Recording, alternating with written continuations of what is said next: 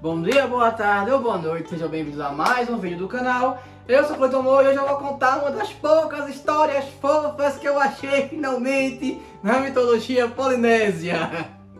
É uma história, é um conto de amor. E tem uma parte lá que eu acho que era pra ter safadeza e eles não colocaram que era pra contar pra criança.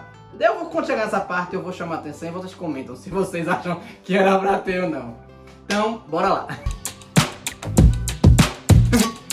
Bem, como eu já falei, a mitologia polinésia, eles gostam muito de contar uma história e no meio da história ter a justificativa de ter alguma coisa. Por que isso faz isso? Como, por exemplo, a madeira pega fogo porque a deusa do fogo colocou o fogo da madeira para salvar da tempestade que Talhiri Mateia fez para defender Maui. Tem um vídeo no canal, assista. E aí tem outras coisas também que eles fazem. Não é uma história toda para contar a criação de alguma coisa, como muitas mitologias têm. Na mitologia polinésia, é uma história assim, uma história desse tamanho, deste tamanho muitas vezes, para que um negocinho aqui, ó, deste tamanho, seja para colocar o nome ou o significado de alguma coisa, né? Só que aí, nesse caso, é uma historinha de amor e eu achei essa fofinha, tá? Apesar que tem um negócio assim, mas ela é fofa. E tem a parte chata também, né? Que sai colocando nome em tudo. Mas o nome em tudo não decora o nome todo não, tá? Em todo lugar não, porque vocês vão ver. Então vamos começar. Bem, essa história, primeiramente, ela se passa em Rotorua. Rotorua é uma ilha, pelo que deu a entender, eles não explicam direito não, mas pelo que deu a entender na história, é uma ilha dentro de um lago que está dentro de uma ilha. Eu acho que era isso. Mas tudo bem. E o que acontece? Tinha um cara chamado Wakaue Kaipapa. Ele era o chefe. E ele tinha uma esposa que era Rangi-uru. Eles eram casados e ela teve alguns filhos. 2 ou foram 3? Eram uns 2 mais ou menos. Aí quando ela ia ter seu terceiro filho, ela teve o terceiro filho e ó, picou a mula, decidiu acabar o casamento e foi casar com outro cara. Queen! Tuaretoa. Tuaretoa é o nome do cara. E ela casou com esse cara e teve um filho chamado Tutanekai. É ruim de falar isso não, porque pra mim não encaixa essas sílabas. Tutanekai. E ela viu que o casamento com esse cara não tava dando certo, ela separou e voltou pro cara principal lá, que ela estava casada, né, que era chefe da tribo. A senhora é destruidora mesmo. E ela voltou a ter outros filhos desse cara também, ela teve alguns filhos, né? Esse filho, Tutanekai, ele foi adotado por Wakaue e foi tratado como um filho mesmo, tá? E aí eles viveram a vida deles. Pronto, isso aqui é só o prefácio. E aí o que acontece? Quando eles estavam na fase de adulto, né? Quando eles chegaram como é que men's state, né? Como adulto, eles se tornaram adultos, o que aconteceu? Aí havia uma fama de em outra tribo próxima tem uma mulher linda e maravilhosa, perfeita e não sei o que. Toda natural, eu sou bonita pra caramba!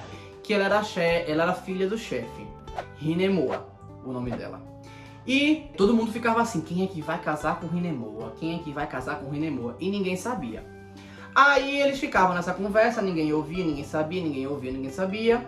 E Tutanekai, vixe Maria, esse nome, ele fez como se fosse um palcozinho em cima de uma colina e tocava com... Aí saía, a lenda não entrou em consenso.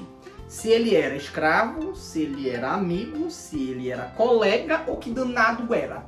Aparentemente ele era um servo dele, ou seja, escravo dele, só que ele tinha uma relação meio que de amizade, mas de subserviência ao mesmo tempo, tá?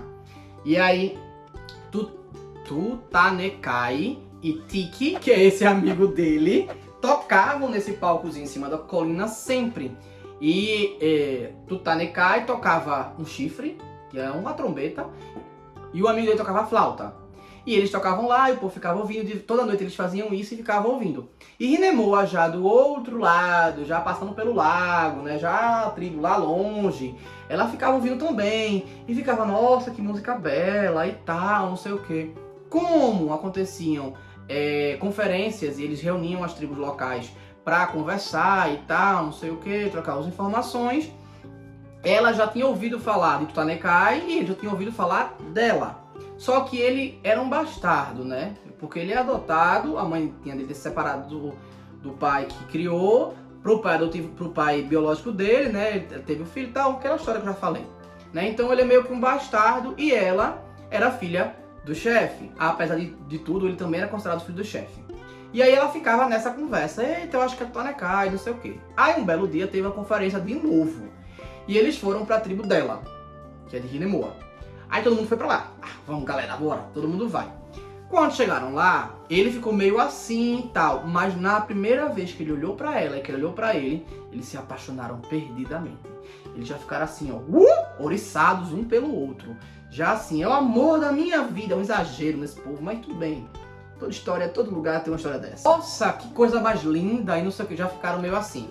E aí, de acordo com a tradição, ele falou que era tipo, ele queria dar a mão pra ela segurar. Se ela apertasse a mão e puxasse pra perto, é porque ela tinha algum interesse nele. Se não, é estranho, mas ele disse isso mesmo, tá? Talvez pedir a mão da sua filha em casamento tenha alguma coisa a ver com isso. Mas, enfim, era alguma coisa assim, que ele dava a mão, ela pegava, se ela apertasse, ela queria de volta. Se não, ela não tava querendo um relacionamento, não. É um negócio meio assim, tá? Mas beleza. Ele ficou muito tímido com isso e ela também. E aí, eles ficaram confabulando sobre quem ia mandar alguém falar pro outro, né? Mandar o aviso, né? O pirrar de recado, pra dar o aviso, pra dizer, ó, tô afim dela, ou coisa desse tipo. Pra poder ter essa troca. Ela tinha outro problema em cima. Ela tinha prometido que ela não casaria com o chefe de tribo. E, teoricamente, ele era considerado chefe de tribo. Mas ela tava cagando e andando pra isso, porque ela se apaixonou por ele. Então ela, ó, tava nem aí. Aí aconteceu. Eles ficaram nessa de um tentando insinuar o outro, tentando insinuar o outro, tentando insinuar o outro.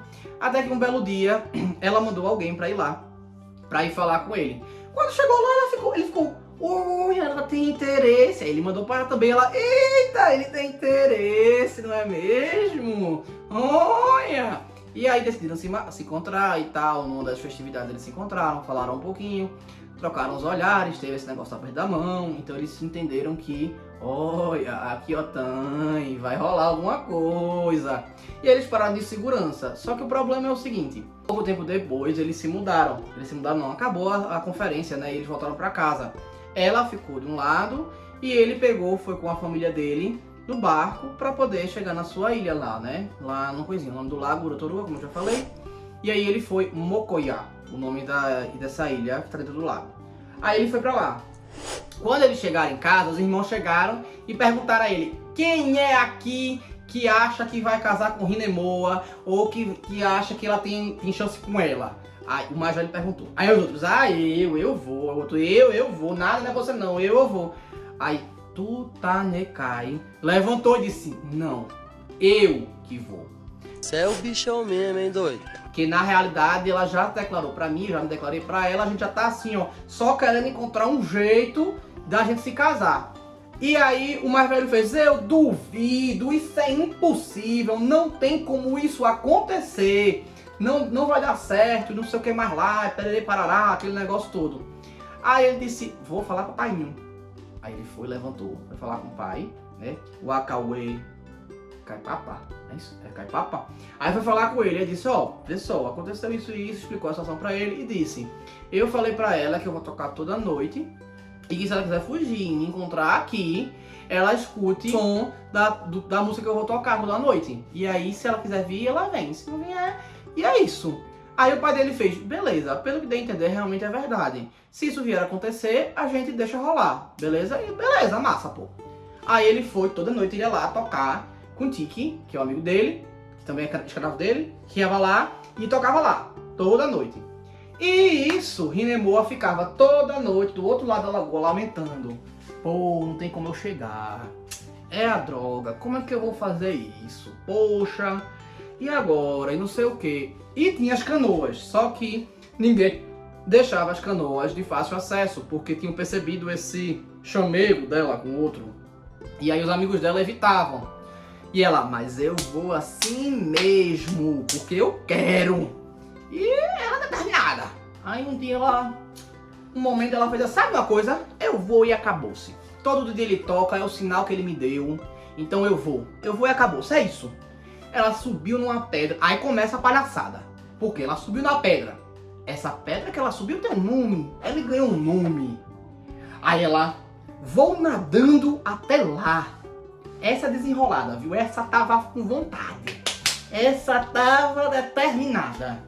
Vou nadando até lá. Aí ela desce para mergulhar no lago. Só que antes ela pega 6 cabaças e amarra 3 no braço, 3 no outro. Pra ajudar ela a boiar caso ela canse.